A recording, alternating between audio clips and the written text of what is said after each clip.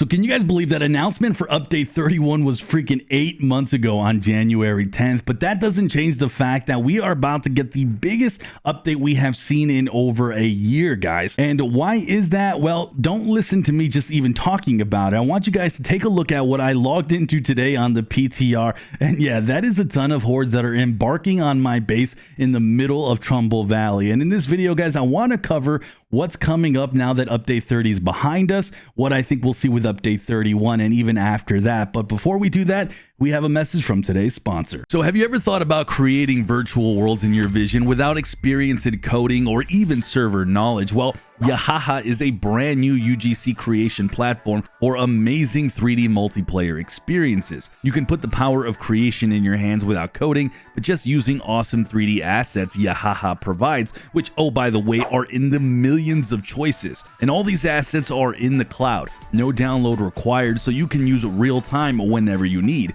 And when you finish creating your beautiful, stunning imagination to life, you can easily publish that creation to Yahaha's cross-platform app on mobile and PC, and any player can join and take part in your awesome world, all by simply clicking the link below to empower you and your vision and letting all that you have done come to life, all with the magic of this amazing UGC creation platform with Yahaha. Put the power of creation in your hands, all by simply clicking that link below, and it greatly supports this channel. So I've gone in detail in a previous video I did about 4 months ago, outlining how the Infestation updates really going to change the way we view threats in this game. And my time recently with the PTR has shown not much has changed. One big massive change that has since happened that I'm not looking forward to since I've been testing infestations, especially since this mechanic is already going to change the difficulty, is that now hordes are going to include bloaters in the group. So I can't just run them over for a cheap clear, which I totally get that, but I continue to disagree with this change because vehicle damage is already punishing enough, especially in higher difficulties when resources are scarce. So I wouldn't be running over hordes all the time anyways unless I was super desperate. But I digress. The new Infestation update is going to be a big deal, guys, and not necessarily in the way that people think.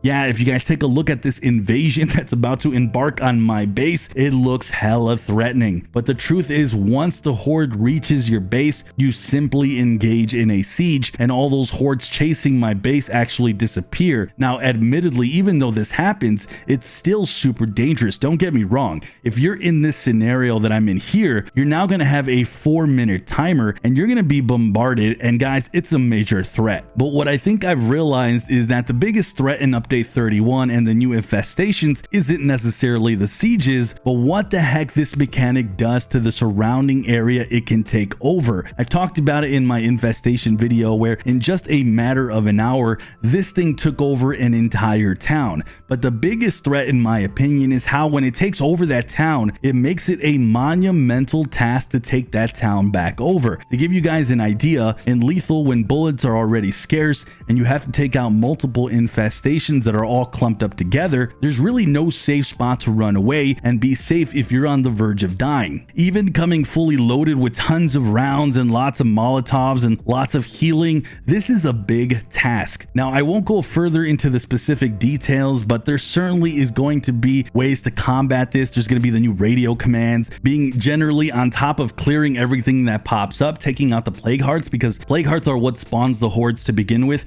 making sure you have a good new scouting buildings to help you just discover things that are coming up. And you're going to have to be very vigilant, as I've said over and over. And the way that you play when update 31 comes out, guys, is going to be absolutely different than what we've been used to. Not only that, in a recent video, I talked about how base defense has been tested with Undead Labs and how we might see that pretty soon. Not only that, in a stream months ago, they actually talked about it themselves, about adding more ways to combat these new threats. So if you guys want more specific details with update 31, make sure you check out that video I did some time ago. But otherwise, guys, this video is not just about update 31, but what I think is going to be happening with update 32 and overall how it ties with everything we've seen to this point. Now, with update 31 set to be the big change with infestations, I think update 32 from here on out could be something pretty big, but I want you to keep in mind this is all now pure speculation from here on out until we do get that official confirmation. But we did discover that they are working on, or at least they've tested, something called boons and banes remains, and I think that's what we could be seeing past and post update 31. I've said before, I think this is a new way to add difficulty modifiers to the game, maybe making things even easier or even potentially harder without actually messing with difficulty sliders. I've also uncovered the new Black Plague Heart, which we still don't know how this is going to affect the game yet in terms of danger or difficulty. It was also found within a mission, so it could just be like this one-off thing. We still don't know, and overall though, we know that this stuff that I've mentioned though is something Undead Labs themselves have tested in some way, shape, or form. Doesn't necessarily mean it's coming to the game, but it's definitely stuff that we have found within the same menu, and everything in that menu has come to the game so far. So I'm expecting maybe some form of these things that we've talked about in some version coming to the game at some point. Overall though, the biggest thing I want you guys to take away from all of this is these updates that I've mentioned. A lot of what's happening with State of Decay 2, it was said that this could be a test bed and glimpse in what we could be seeing in State of Decay 3 as well. And overall, I'm just very impressed because this game is years old. The technical limitations are real and massive. Remember, updates for this game right now are still happening on old gen consoles. State of Decay 3 is set to be a next gen only game, and I can't wait to see how these new mechanics we are seeing today being implemented now could potentially be evolved in a next gen environment. But either way, even with all that, me personally, I'm really soaking up my time with State of Decay 2 right now.